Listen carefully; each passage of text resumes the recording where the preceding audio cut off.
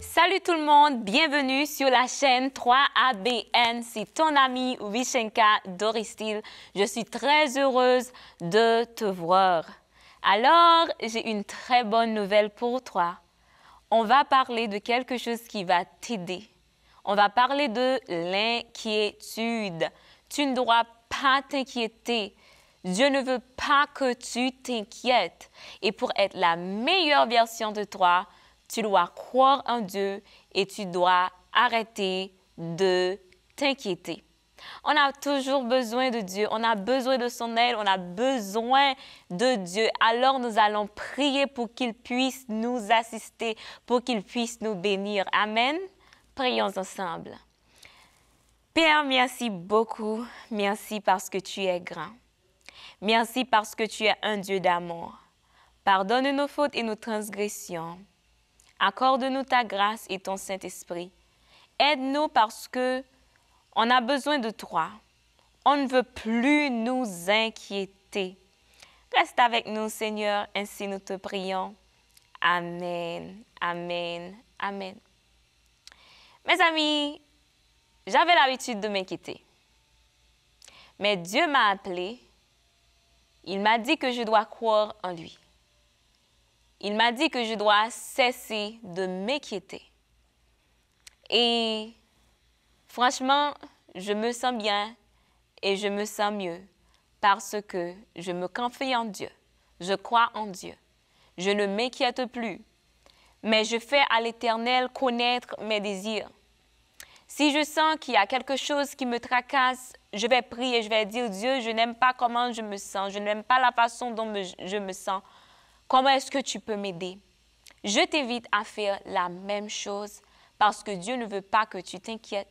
J'ai partagé cette musique avec toi et je vais partager une très belle histoire avec toi également. Si la mer se déchaîne, si le vent souffle fort, si la barque t'entraîne, n'aie pas peur de la mort. Si la barque t'entraîne, n'aie pas peur de la mort.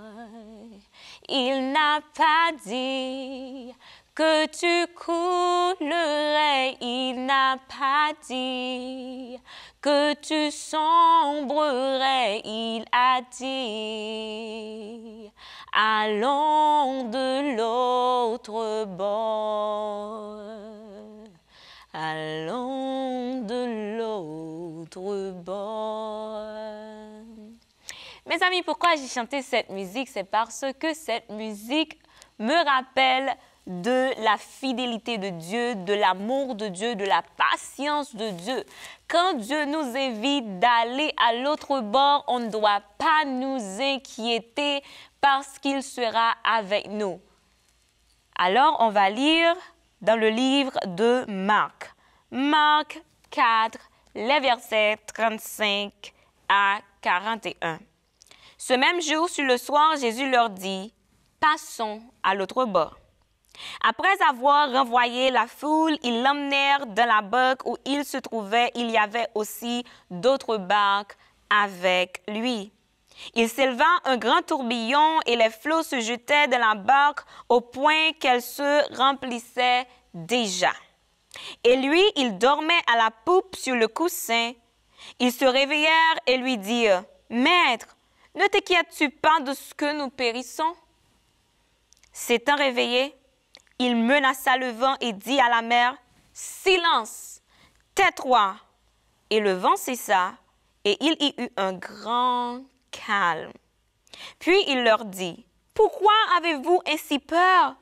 Comment n'avez-vous point de foi? » Ils furent saisis d'une grande frayeur, et ils se dirent les uns aux autres, « Quel est donc celui-ci à qui obéissent même le vent et la mer? » Quel est donc celui-ci à qui obéissent même la mer et les vents? Mes bien-aimés, cette personne-là est Jésus. Jésus sait calmer les vents. Jésus sait calmer les tempêtes. Et c'est la raison pour laquelle il a dit, on ne doit pas nous inquiéter. Dieu veut vous dire en ce moment de ne pas vous inquiéter. Alors pourquoi est-ce que vous voulez vous inquiéter? Votre Père peut tout faire. Il sait calmer les tempêtes. Et je déclare au nom de Jésus que les tempêtes qui te dominent, Dieu va les calmer au nom de Jésus. Les tempêtes spirituelles, les tempêtes émotionnelles, les tempêtes physiques, les tempêtes qui te dominent, je les chasse au nom de l'Éternel. Dieu peut te guérir. Si c'est une maladie qui est comme une tempête, je chasse ça au nom de Jésus. Si tu manques d'argent, je chasse cette tempête au nom de Jésus. Parce que l'Éternel sait calmer les tempêtes. Mes amis, Jésus a dit à ses disciples, passons à l'autre bord. Si c'est Jésus qui t'a demandé de passer à l'autre bord, tu n'as pas besoin de peur parce qu'il sait tout. Le fait qu'il s'endormait, les disciples s'inquiétaient. Je comprends les disciples parce que il y a des choses qu'ils ne savaient pas. Ils ne savaient pas si Jésus pouvait dire à la tempête de se calmer et la tempête allait s'arrêter. Ils savaient que Jésus était puissant, mais ils ne savaient pas vraiment la grandeur de Dieu. Ils pensaient qu'il allait mourir. Je comprends qu'ils n'avaient pas suffisamment de foi, mais il y a quelque chose que les disciples ont fait, c'était merveilleuse. Les disciples ont réveillé Jésus. Mes amis, parfois, on peut sentir que Dieu est en train de s'endormir dans nos vies. Il ne faut pas rester sans rien faire. Il faut réveiller Jésus. Ça peut arriver que tu me dises, Vishenka, Jésus n'est pas avec moi. Je ne vois pas de bateau. Comment je peux réveiller Jésus? Tu peux réveiller Jésus quand tu pries. Tu peux réveiller Jésus quand tu adores Jésus. Tu peux réveiller Jésus quand tu lis ta Bible. Réveiller Jésus, c'est chercher Jésus. Réveiller Jésus, c'est communiquer avec Jésus. Alors, est-ce que tu es prêt à réveiller Jésus dans ta vie? Ou bien tu vas rester sans rien faire quand l'eau agite? Qu'est-ce que tu comptes de faire? Qu'est-ce que tu veux faire? Les disciples ont réveillé Jésus, puis Jésus a calmé la tempête. Jésus a dit, tais-toi, arrête. Ensuite, la tempête s'était calmée. Il y eut un grand calme. Tu dois rester calme. Jésus ne veut pas que tu t'inquiètes. Si les tempêtes, quand Jésus dit « calme-toi », les tempêtes se calment, et toi, quand Jésus te demande de te calmer, tu dois te calmer également.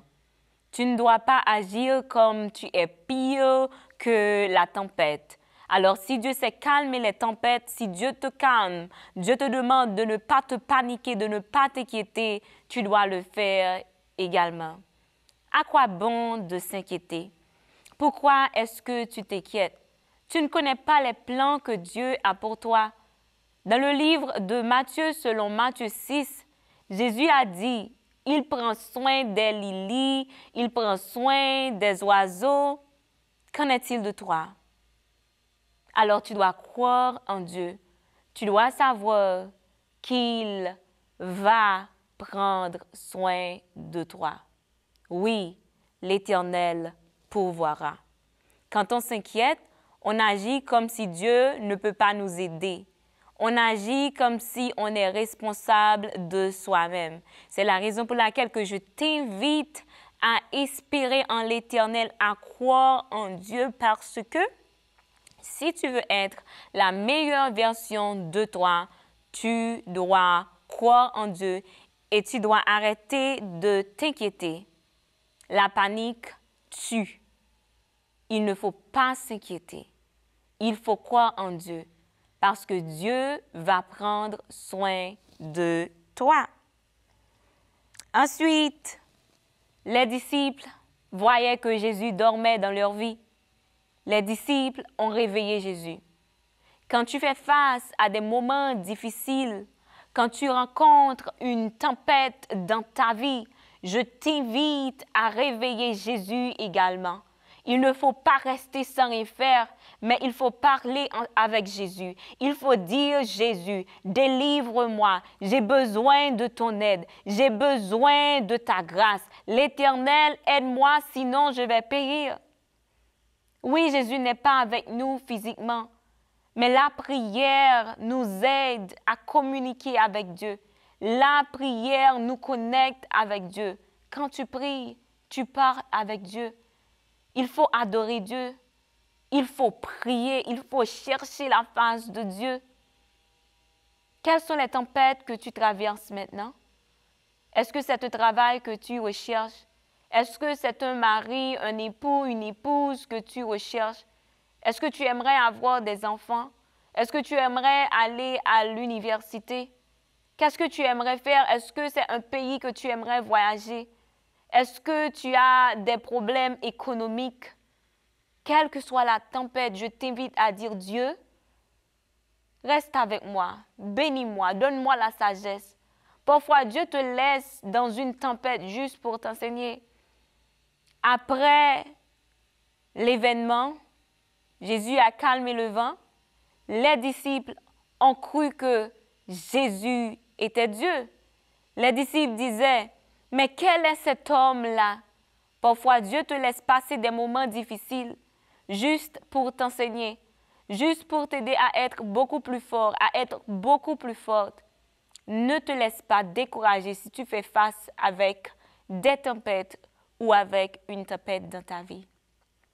Quand Jésus a dit, passons à l'autre bord, il n'a pas dit qu'il va t'abandonner. Non, il n'a jamais dit que tu coulerais. Il n'a jamais dit que tu sombrerais. Mais il a dit, passons à l'autre bord. Dans le trajet, le parcours peut être difficile, mais ça ne veut pas dire que tu n'y arriveras pas. Oui, tu peux rencontrer des obstacles, mais ça ne veut pas dire qu'il va t'abandonner. Ça peut arriver que Jésus même est dans ton bateau et tu rencontres les tempêtes. Le fait que tu rencontres les tempêtes ne veut pas dire que la main de l'Éternel n'est pas sur toi. J'aimerais que tu saches que Dieu est fidèle. Il est avec toi tous les jours. Il ne va pas te délaisser. Il ne va pas t'abandonner. Il ne veut pas que tu t'inquiètes parce qu'il est ton papa. Il pourvoira. Oui, le Seigneur pourvoira. Mais tu dois croire en lui et tu dois arrêter de t'inquiéter. Fais-lui connaître tes besoins. Adore Dieu. Gardez la foi. Gardez l'espoir. Et vous allez voir ce que Dieu va faire pour vous. Vous allez voir comment Dieu va vous épater, comment Dieu va vous donner des témoignages. Mais vous devriez croire. Vous devez croire en Dieu. Est-ce que tu veux croire en Dieu beaucoup plus? Est-ce que tu veux arrêter de t'inquiéter? Mais je suis là pour te dire, tu dois arrêter de t'inquiéter pour être la meilleure version de toi. Parce que si tu t'inquiètes, tu ne pourras pas vivre la façon dont Dieu t'a appelé à vivre. Ne t'inquiète pas. Confie-toi en l'Éternel. Ne t'appuie pas sur ta sagesse. Que Dieu te bénisse. Sois la meilleure version de toi.